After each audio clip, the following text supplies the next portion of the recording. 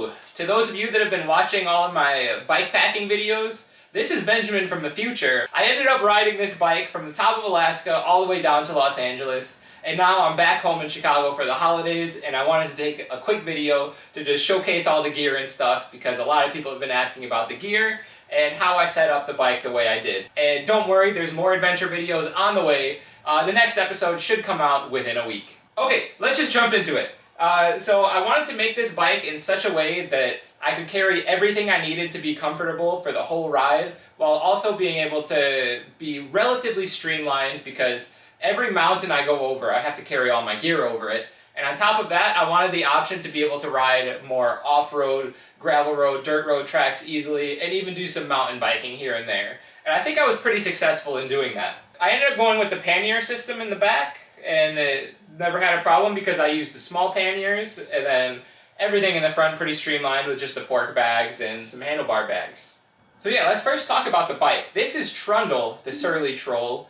He's a steel bike, so definitely on the heavy side, but it's not so bad because that means it's really durable, and for a long trip I wanted to maintain that durability. Basically everything is stock the way that these were made. This was the 2020 model, which is the last year that they made the Troll.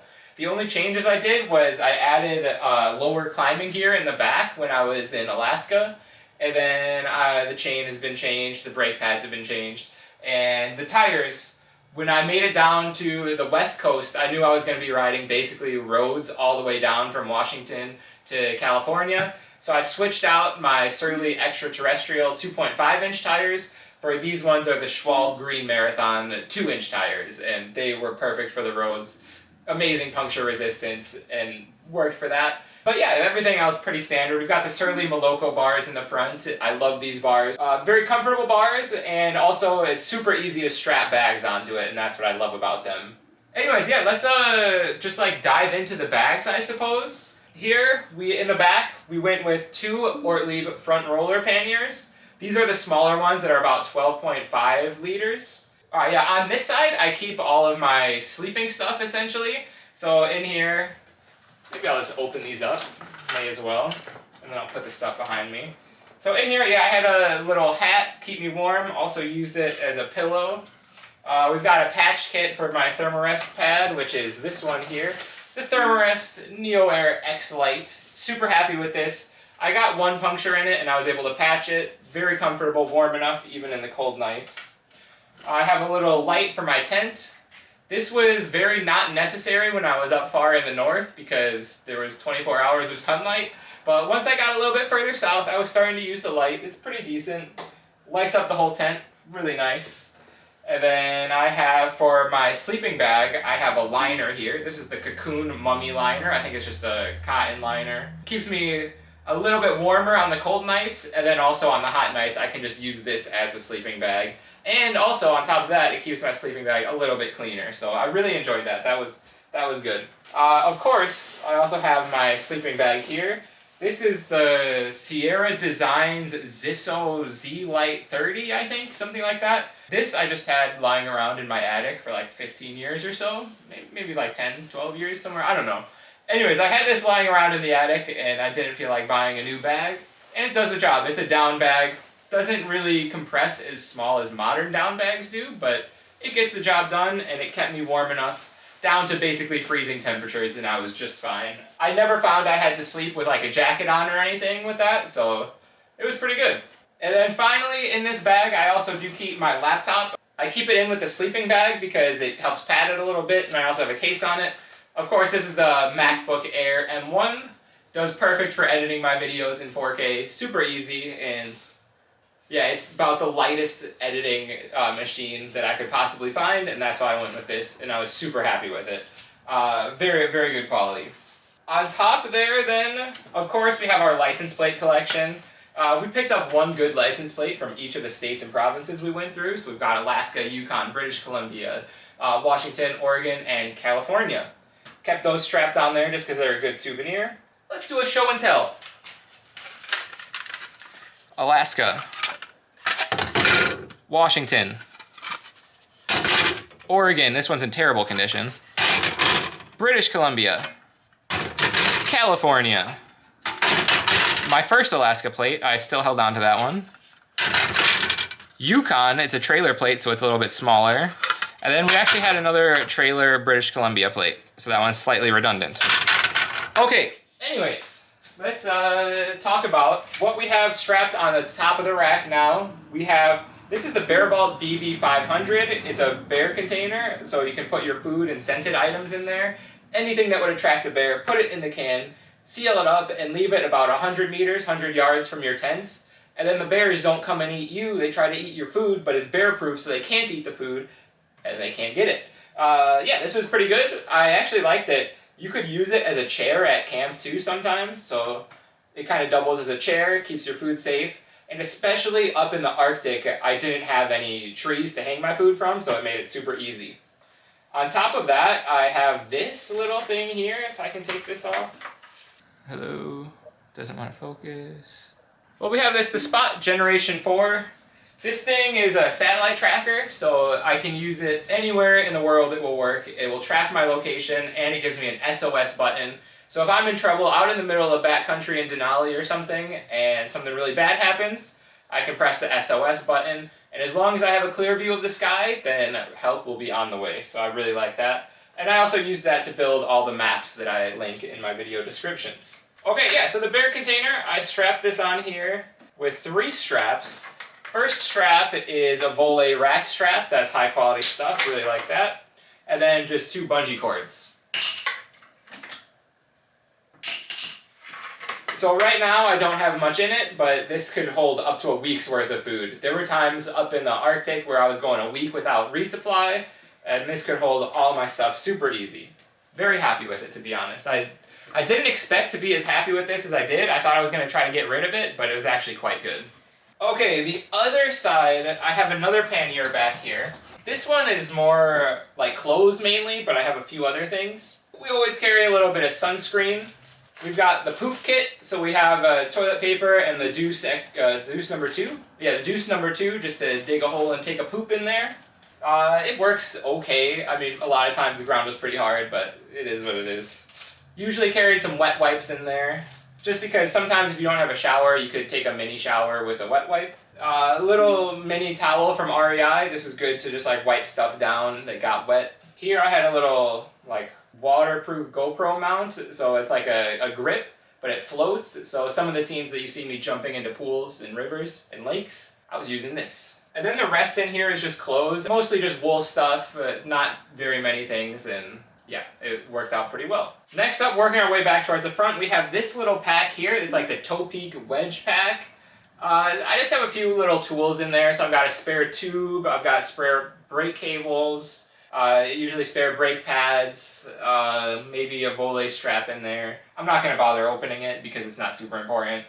This is the Revelate Designs Jerry Can Bent.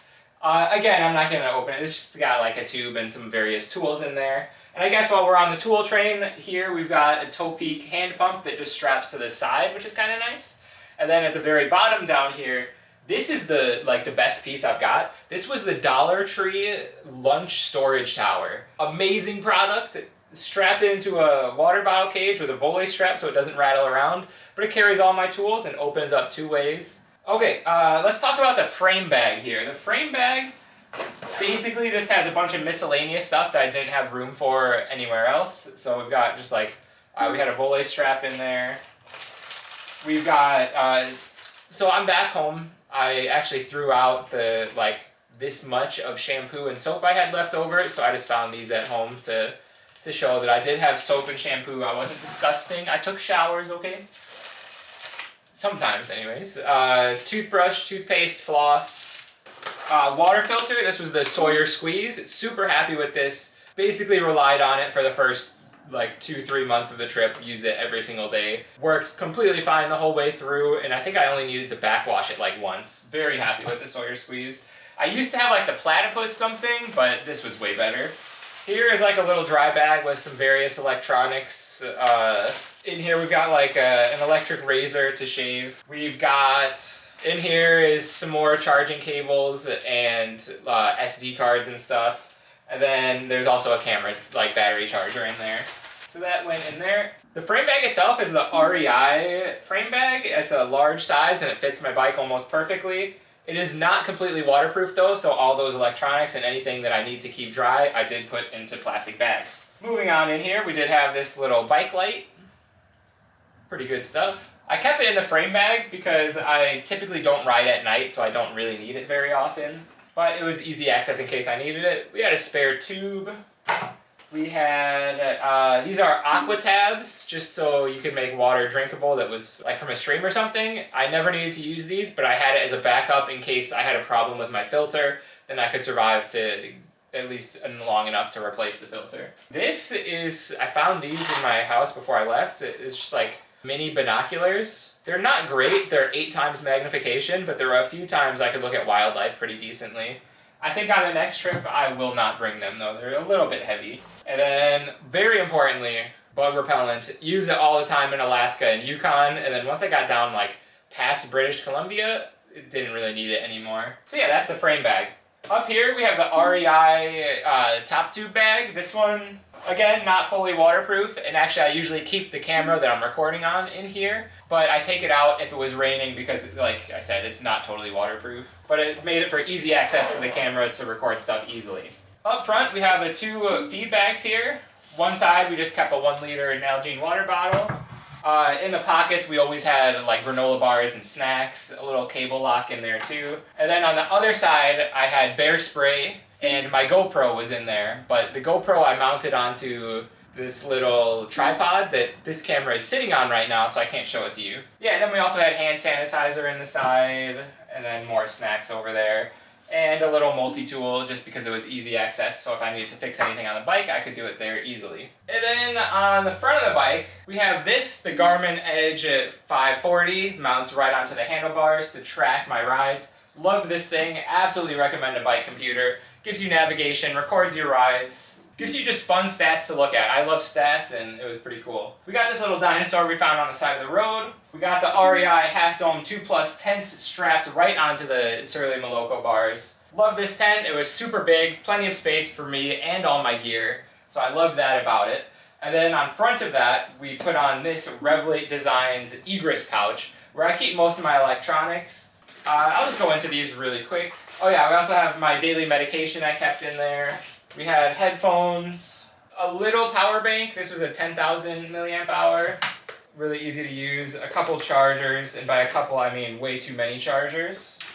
We also had a bunch of extra camera batteries, another charger, and another charger,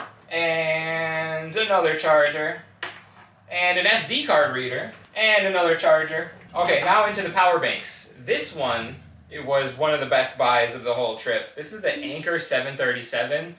This is a 24,000 milliamp hour power bank, and it's 140 watts, so it could charge my laptop, which made editing on the road a little bit easier, and it could just charge all my stuff super fast. And the best thing about it is, combined with this Anker 200 watt wall charger, I could charge this whole power bank up in under an hour, so it really, I could use basically 4 or 5 days worth of battery this would work for, and then I could charge it all back up in an hour in like a cafe or a restaurant if I needed to. Or even like at the campsites, just plug it in the restroom, charge it up, and then I'm good to go. I also had another Anker, I think this one is, what is this one? Anker 335, it's just a 20,000 milliamp hour power bank. Not really anything special about it, takes a long time to charge up, but it does the job. And then finally we just had this little thing, which is a solid state drive where I kept all my videos on it, and yeah. Down here on the fork, I used to keep 2 1-liter smart water bottles, but I recycled them when I was leaving California. It was time to say goodbye to them. They were getting old, and so I just temporarily filled this with another water bottle, just to show you guys what it's like. In here is, we've got our 2 little front bags. These are just the Sea to Summit 5-liter Big River dry bags. They hold a pretty good amount of stuff, to be honest. I would also say they're not 100% dry. They get a little bit damp in there, but they do good enough. In here, we just had like a high-vis jacket. Also works as like a light jacket when it's a little chilly out. Here we had our stove, which is the Soto Amicus stove set, and just a couple other cooking stuff in here, like a scraper, can opener, basic stuff like that that deals with food. We also had the Soto Amicus 1-liter pot. Titanium, works perfectly, super lightweight, and there is a little gas canister in there. because I need something to cook with. I also in this bag kept a little towel. This was for drying my body. Super good because especially on the West Coast there were a lot of campsites with showers, and so I could clean myself and then stay dry. And then the rest in here was kind of stuff I didn't really use so much. Like I had these waterproof socks that are, what are these, Sue-made? They don't really work very well, so I didn't really use them. Had a little first aid kit in here that fortunately I didn't really have to go into. And then there was a pair of like long thermal underwear that I didn't need to wear. And then also we have this. This little syringe to backwash my Sawyer Squeeze filter. Used it only like once or twice and the filter was working fine, so. Okay, and then finally the last side. We have one more dry bag. I'm just gonna come around to this side because it's a little bit easier. Okay, so this is on the left fork. We have our rain gear in here. So this is the REI Rhyolite rain jacket. It honestly doesn't work that well. If it's raining all day, you're just gonna get wet. We have these, what is this, Columbia rain pants. They worked pretty good. I was more happy with these than with my rain jacket, to be honest. We had a little down jacket in here. Not really anything special. I just bought this one when I was in Japan. I bought it at Uniqlo on sale towards the end of a winter, and it does the job, keeps me warm. Didn't really have to use it too often though. And then finally, I had like a little rag, a toothbrush to clean the chain, and some chain lube. And yeah, that's basically the bike and all of its gear. Pretty happy with everything. Would I change anything? Depends on what road I'm riding. Like, I think anything that I really needed to change, I did change already, like the tires. I was getting a ton of punctures, and so I went for the puncture-resistant stuff for while I was riding the roads. But yeah, everything was pretty happy with, to be honest. Yeah, I enjoyed the setup. It worked for me for 5 months, and I didn't have any problems. I never had to mail anything home. And yeah, that's Trundle, the Surly Troll.